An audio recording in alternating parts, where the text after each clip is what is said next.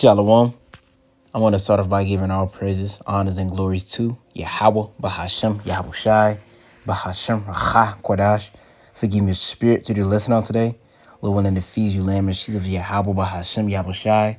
I want to give double honor to the apostles and the elders, great millstone who taught us this 100% truth according to the spirits of be Yahweh, Bahashem, Yahweh Shai. Peace and blessings to the hopeful lake that they're pushing this word through the four corners of the earth's sincerity. And peace and blessings to your hopeful believers out there, which are also a part of that. I say shalom. And once again, I want to say call halal, Yahweh, Bahashem, Yahweh Shai, Bahashem, Rachak, Kodash. Forgive me the spirit to do listen on today. Lord willing to feed you, lamb and sheep of Yahweh, Bahashem, Yahweh Shai, man. As you see, we got a video to the parents for Yahweh, Yahweh Shai once again. I don't know what I'm going to title it exactly, but it might go somewhere down the lines. People are pretty much downplaying the power of Yahweh Bashim Shai, man. Because this video right here, we're going to go into how our deliverance is going to come from above. You know, you got niggas, bitches. We're going to be delivered on boats. We're going to be delivered on this. We're going to be, no. We got to go to Africa. No. First off, Yahweh Shai is going to return, and he's going to liberate the nation of Israel. But how he's going to do it, he's going to come with the heavenly host. And he's going to deliver his elect on chariots. As a matter of fact, let's get there. He says that in Matthew.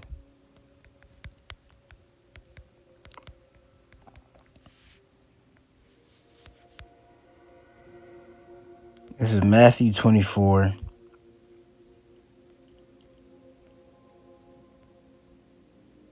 Right, this is Matthew 24 and 22. It says, except those days. Okay, no, that's not it. It's the next verse. Nope.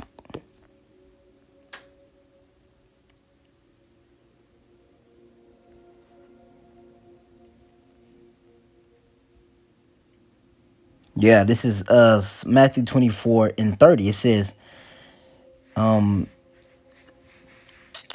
going to read verse 29. It says, immediately after the tribulation of those days shall the sun be darkened, and the moon shall not give her light, and the stars shall fall from heaven, and the powers of heaven shall be shaken. Which is going to happen, man. But it's going to happen because of the appearance of Yahweh Shai. And then shall appear the Son of Man, Yahweh Shai, in heaven.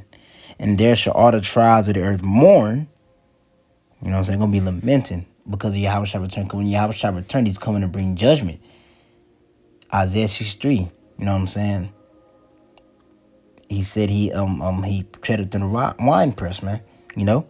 Revelation 17. He's taking the crown, the dominion, by way of war, though.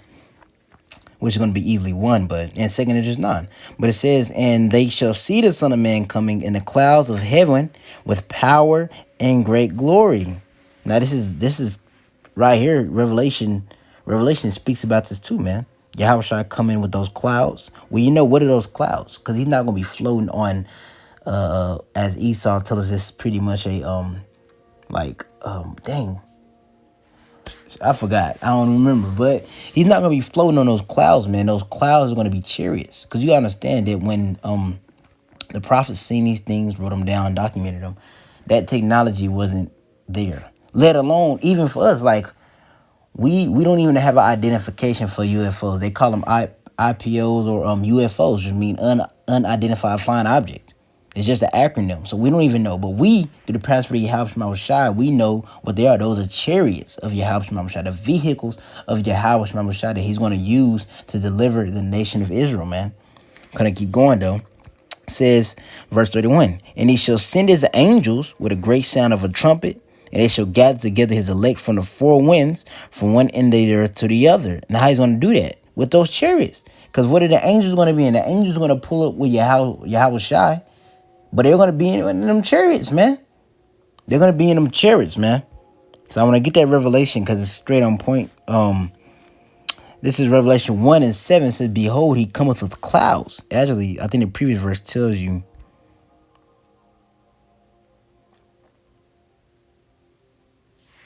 Let me see.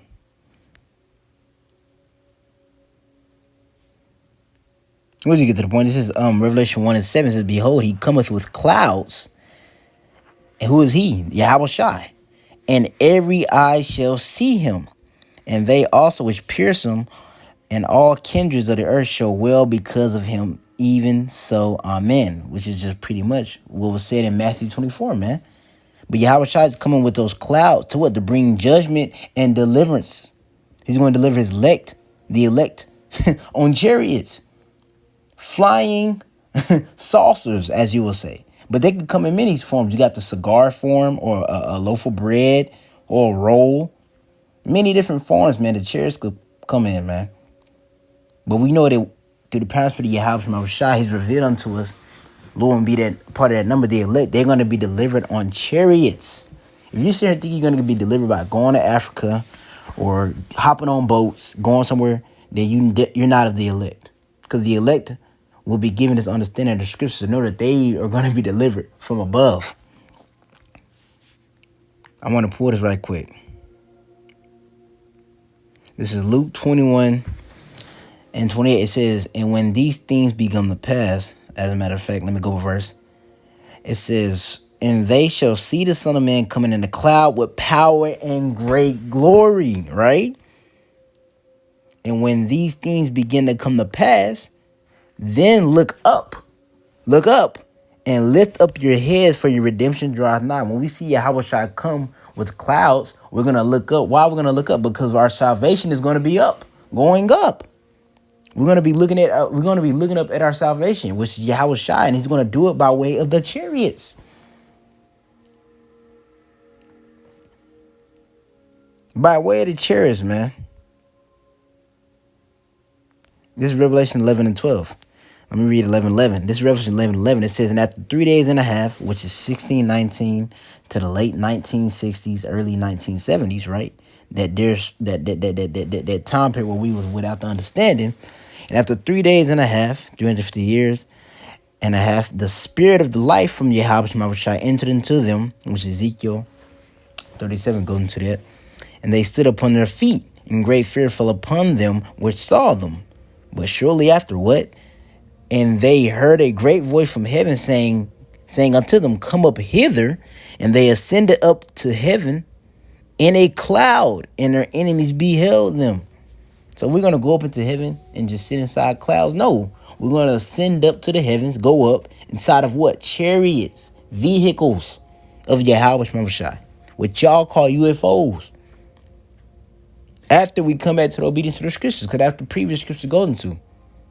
Because it fulfills the prophecy of Malachi about Abba Bivens, about John the Baptist. Well, Elijah the prophet being sent for before the great dreadful day, and he's turning our hearts to the sons back to the Father. And with that happening, the Lord is going to come back and deliver us.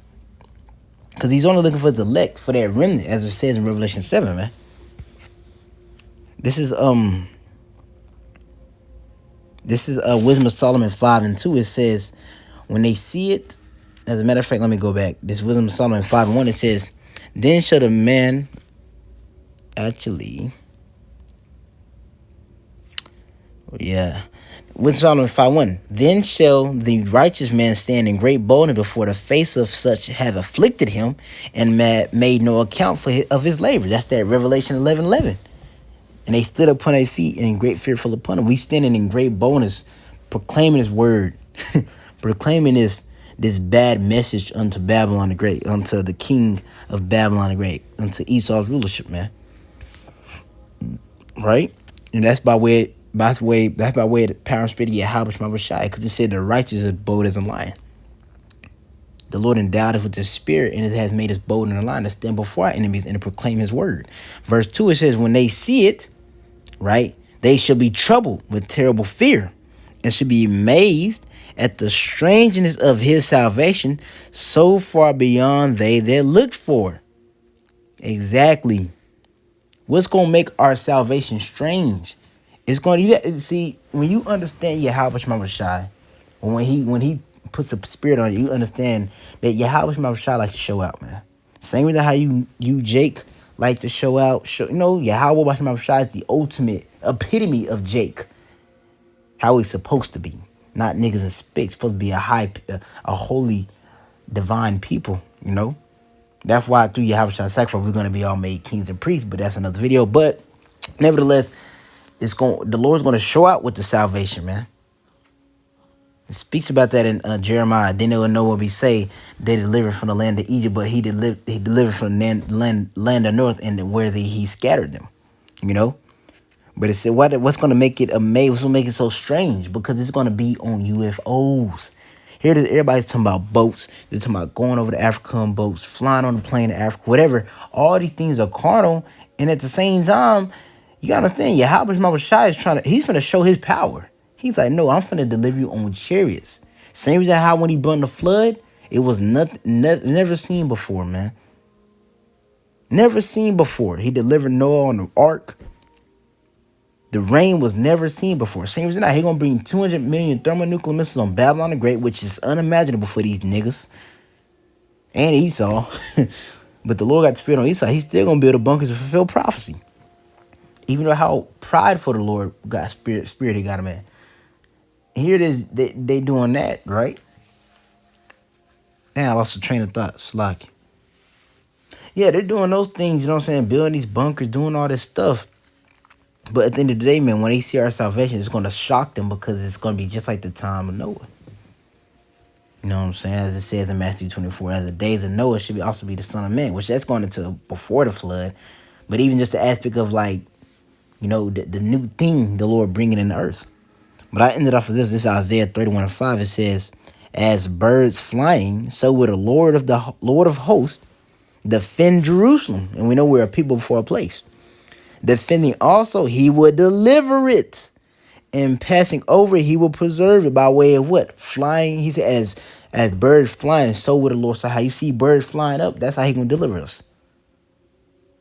On something flying, floating in the air. Those are the chariots of Yahweh Shai, man. So you got people trying to downplay the power of Yahweh Shai, man. The Lord could do anything. And he's finna show you. That's why it's gonna be so. That's why y'all gonna be made as strange, because y'all think it's gonna be damn ships and all this other shit, or all these other things. The Lord got the people thinking like the Lord. Hey man, the Lord finna show out, and then the chariot. No telling what type of color the chariot is gonna be. Man, that's technology. Esau said it's light years above his, and it's really more than light years. Esau will never be able to touch anything, be able to replicate anything like that, man. Defies all his laws of his Sir Isaac Newton laws of physics. Defies all of them. We talking about the master of the universe, man, and his vehicles for the angels. Come on now. So Lord willing, this is edifying through the parents of Yahweh Shai. And feed you lemon sheets of Yahweh Shai, man. I'm in by saying, call halal Yahweh, Bahashim, Yahweh Shai, Bahashim Hakodash. Want to give my honor to the apostles, to the elders of Great Millstone, to y'all, man. Hey, we're gonna be delivered, looking up, going up, man. To y'all, I'm gonna say shalom, man.